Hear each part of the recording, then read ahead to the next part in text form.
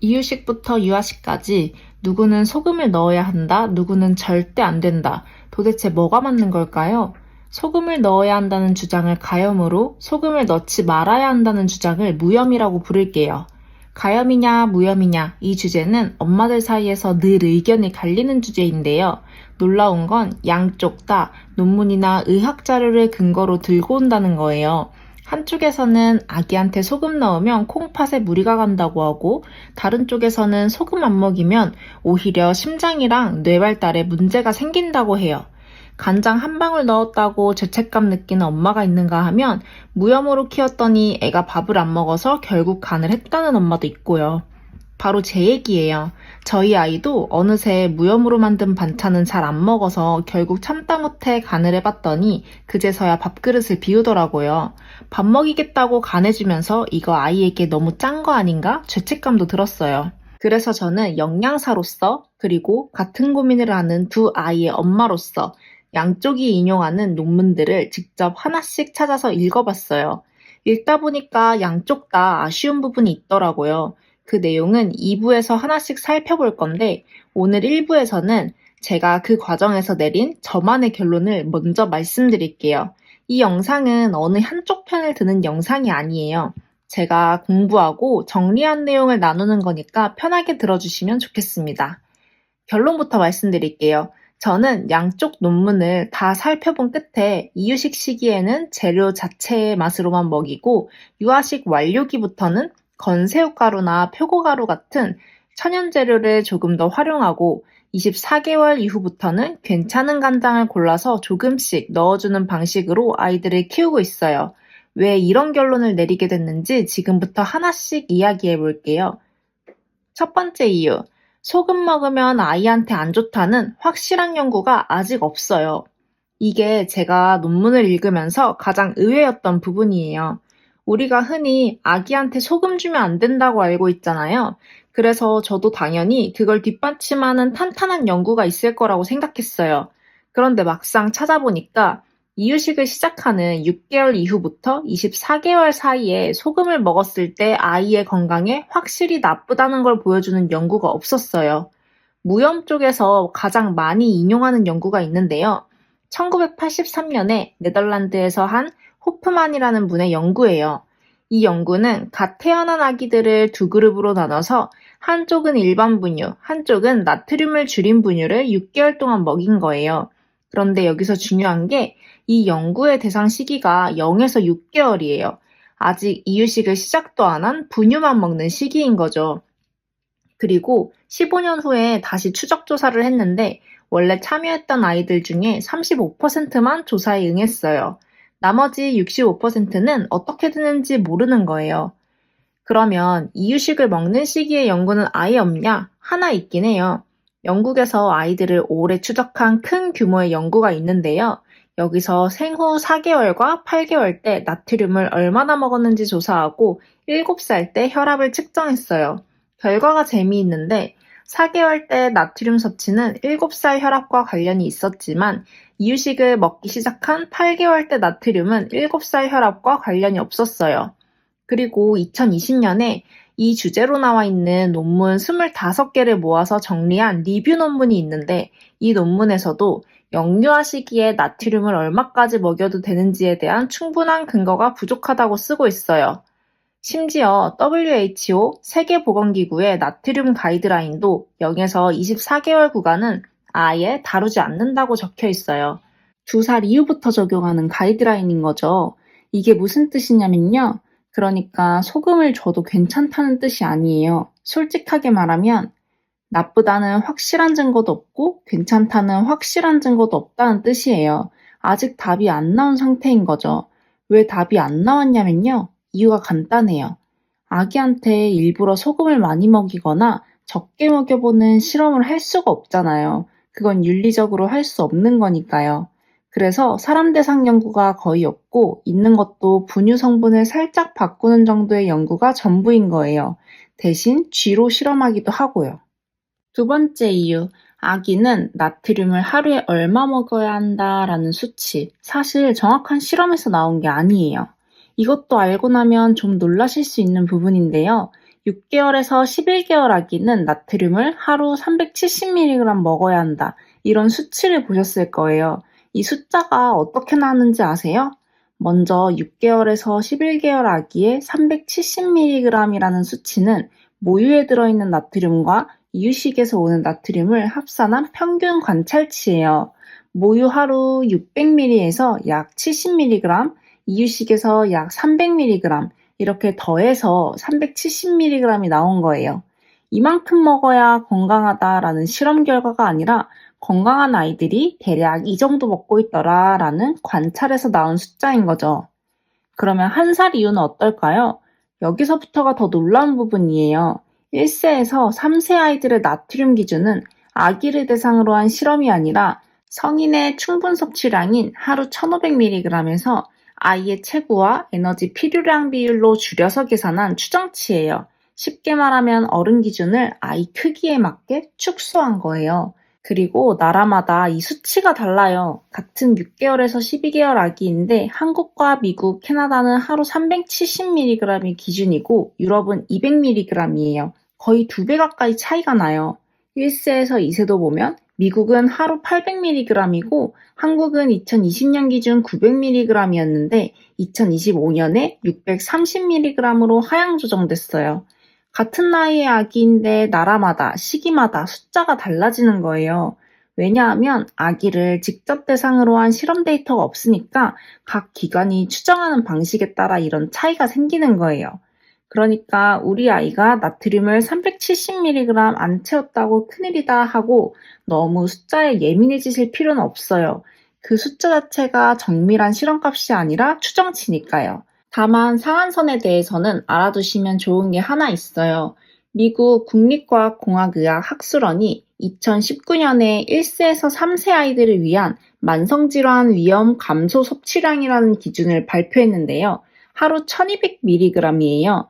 이건 이 선을 넘으면 바로 위험하다는 뜻은 아니고요.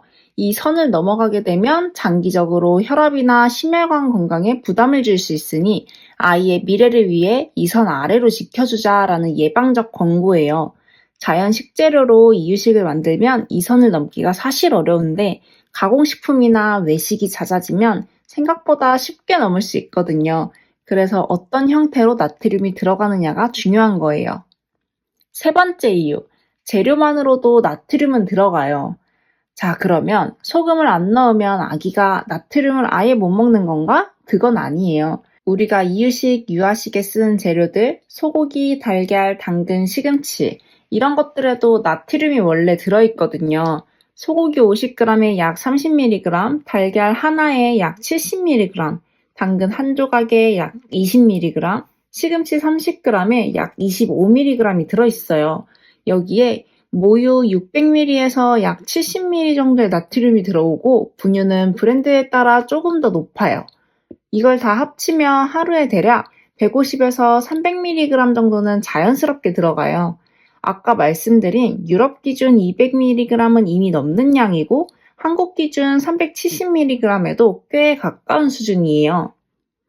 잠깐 오늘 아이한테 줄 이유식이나 유아식 재료가 뭔지 한번 떠올려 보세요. 예를 들어 소고기에 감자, 브로콜리 이런 조합이라면 재료들만으로 나트륨이 얼마나 들어있는지 한번 표를 보시면서 계산해 보시겠어요? 자주 쓰는 식재료에 나트륨이 얼마나 들었는지 정리해 봤어요. 직접 확인해 보시면 아, 소금 안 넣어도 이만큼은 들어가는구나 하는 게 느껴지실 거예요. 네 번째 이유, 소금이랑 자연 재료의 나트륨은 같은 게 아니에요. 그러면 소금에서 오는 나트륨이나 건새우 같은 자연 식재료에서 오는 나트륨이나 어차피 같은 나트륨 아니에요? 이렇게 생각하실 수 있어요. 화학적으로는 같은 나트륨이 맞아요. 그런데 실제로 아이 입에 들어가는 상황은 완전히 달라요. 첫째, 같은 양을 넣어도 나트륨 양 자체가 비교가 안 돼요. 나트륨 밀도가 다릅니다. 지금 주방에 계시다면 잠시 영상을 멈추고 찬장을 한번 열어보세요. 요리하실 때 쓰는 하얀 소금 1g을 아주 작은 티스푼으로 덜어보시고요. 이 정도가 1g인데요. 소금 1g을 넣으면 나트륨이 약 390mg이 들어가요. 근데 건새우가루 1g을 넣으면요. 나트륨이 12에서 15mg 밖에 안 들어가요. 표고가루는 더 적어서 2에서 5mg이에요. 그러니까 건새우 가루 한 스푼을 넣었다고 해서 나트륨이 많이 들어가는 게 아니에요. 소금 한 꼬집이랑은 비교 자체가 안 되는 거죠. 소금 한 꼬집을 들어가는 나트륨을 건새우 가루로 넣으려면 수십 배를 넣어야 돼요.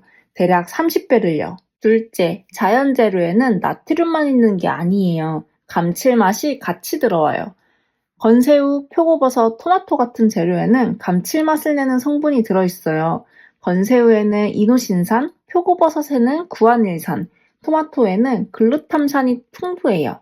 이게 뭐냐면 고기를 먹을 때 느껴지는 깊고 맛있는 그 맛이에요. 감칠맛은 혀에서 짠맛을 더 잘 느끼게 도와주는 역할을 해요. 그래서 소금을 안 넣어도 맛있다는 느낌이 드는 거예요. 이걸 전문적으로 향미 시너지라고 하는데 쉽게 말하면 재료들의 맛 성분이 서로서로 도와주는 거예요. 2000년에 일본의 연구자들이 발표한 논문에서 이런 감칠맛 성분들이 합쳐지면 소금을 20에서 30%덜 넣어도 우리 뇌가 충분히 맛있다고 느낀다는 걸 확인했어요. 수박에 소금 뿌리면 더 달게 느껴지는 거 경험해 보셨죠? 비슷한 원리예요. 감칠맛이 다른 맛을 더 풍부하게 만들어주는 거예요. 셋째, 소금은 먹을수록 더 짠 걸 찾게 되는데 감칠맛은 그렇지 않아요. 소금이나 설탕은 먹을수록 더 강한 맛을 원하게 되잖아요. 그런데 감칠맛은 좀 달라요.